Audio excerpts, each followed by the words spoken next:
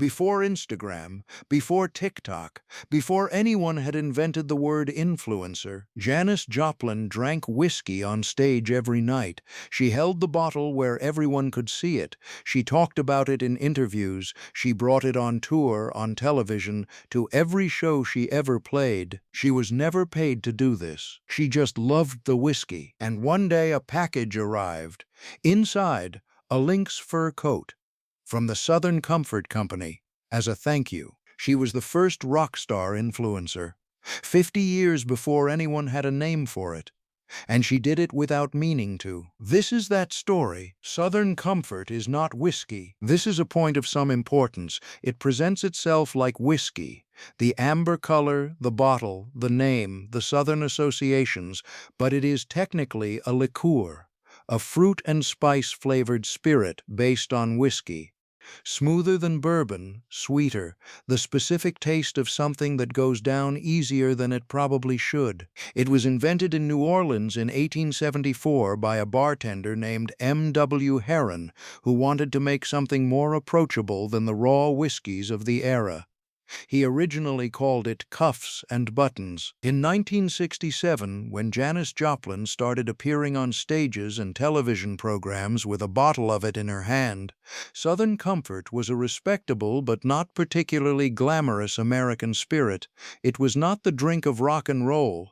It was not the drink of counterculture. It was not the drink that anyone would have deliberately chosen to associate with the wildest female voice in American music. It was just what she liked. She had grown up in Texas. She had come of age in the South and then in San Francisco. And at some point, no one has definitively documented when, she decided that Southern Comfort was her drink. Not strategically, not because someone suggested it, because she tasted it and liked it, and being Janis Joplin, she did not bother to hide what she liked. The association grew the way Janis Joplin associations grew, organically, loudly, without management. She brought the bottle on stage, she drank from it between songs, she held it up, she talked about it in interviews with the specific directness she brought to everything she loved. Photographers photographed her with it because it was part of the image, as much as the feather boa, as much as the beads, as much as the wild curly hair. The woman and the bottle and the microphone, a complete picture. Journalists mentioned it because she mentioned it. It appeared in articles, in concert reviews, in profiles. In a 1970 Rolling Stone interview with writer David Dalton, who was traveling with her on her last tour, the bottle made its inevitable appearance. Dalton described the specific chaos of her purse, the antique cigarette holder, the motel room keys, the cassettes of Johnny Cash and Otis Redding, and then a bottle of Southern Comfort, empty. Even the empty bottle was there. It was always there. She was not trying to sell it. She was not thinking about the optics. She just liked the taste and brought it with her everywhere, the way people bring the things they like. In the late 1960s, that turned out to be a remarkably effective marketing strategy. The Southern Comfort Company was paying attention. Sales were going up. Not dramatically, not overnight, but consistently in the years when Janis Joplin's face was on magazine covers and her voice was on the radio and her image, bottle in hand, feather boa, completely herself, was everywhere. The brand was being associated entirely without their orchestration with the most exciting woman in American music. They had not paid her. They had not asked her, they had not sent a contract or a rate sheet or a brand brief. She had simply started drinking their product in public and declined to stop. In the era before endorsement deals were the standard machinery of the music industry, this was remarkable. The relationship between a performer and a brand was usually explicit.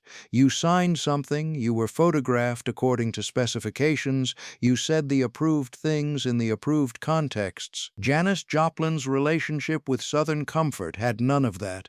She just liked it and showed up everywhere she was going to show up anyway, and the bottle came with her. And the company, watching their sales numbers and seeing her face on every music magazine cover, decided they needed to say thank you. They sent a fur coat, a lynx fur coat, not a check. not a contract for future appearances, not a letter of appreciation. A lynx fur coat, which in 1970 represented significant value, several $1,000s in the money of the time. She received it and she loved it immediately. This is documented in the accounts of people around her from that period. The coat became part of her life the same way the Southern Comfort itself had, not strategically, not for image purposes, but because she genuinely liked it and wore it wherever she went. Off stage, the feather boa came off. The coat went on. She wore it to dinners, to parties, to the kinds of ordinary occasions that famous people attend when they are not performing. She wore it the way someone wears something they love, without ceremony, without consciousness of the image it was creating. The coat had been given to her as a thank you for a relationship she hadn't tried to build. She wore it because it was warm and beautiful, and it was hers. In retrospect, the whole transaction was the most Janis Joplin thing that could have happened. She never signed anything. She never agreed to anything. She just loved a product publicly for 3 years, and a company sent her a fur coat, and she wore the fur coat because she loved it too. No rate card, no disclosure statement, no manager approval. Just, here is something we love, here is something you love, let's call it even.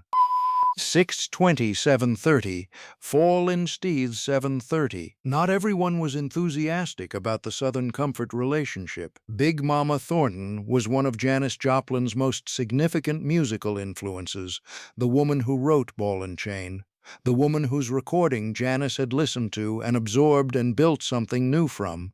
She was older than Janis, wiser about the road, and direct in the way that blues musicians of her generation were direct. According to the accounts from people around Janis, Thornton told her at some point to take it easy on the whiskey before a show. The specific phrase, as it has been passed down, "so your liver don't go." She was right to say it. She was right that the amount Janis drank was not sustainable.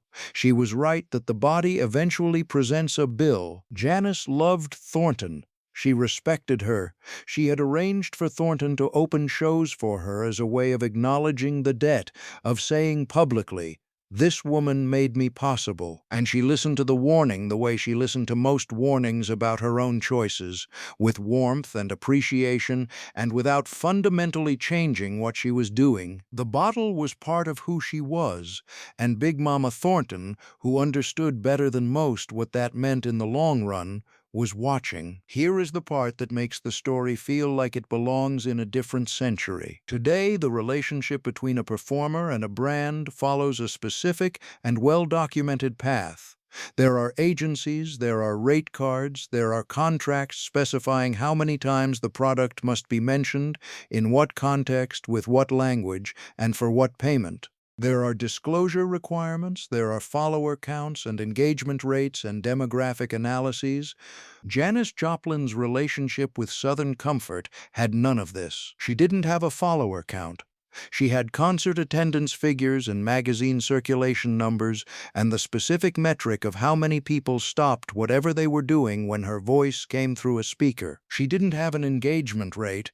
She had the Monterey footage, the face of 7,000 people in the moment they understood what they were hearing. She didn't have a disclosure statement. She had a genuine preference and the specific personality that expresses genuine preferences without filtering them through a professional calculation. And the result, the lynx fur coat, the Southern Comfort sales increase, the permanent association of a brand with one of the most recognizable images in rock history, is exactly what every influencer marketing team in 2025 is trying to recreate. They cannot recreate it, because the thing they are trying to recreate was authentic. She actually liked the drink. She was not performing liking it. She was not calculating the brand implications of being seen with it.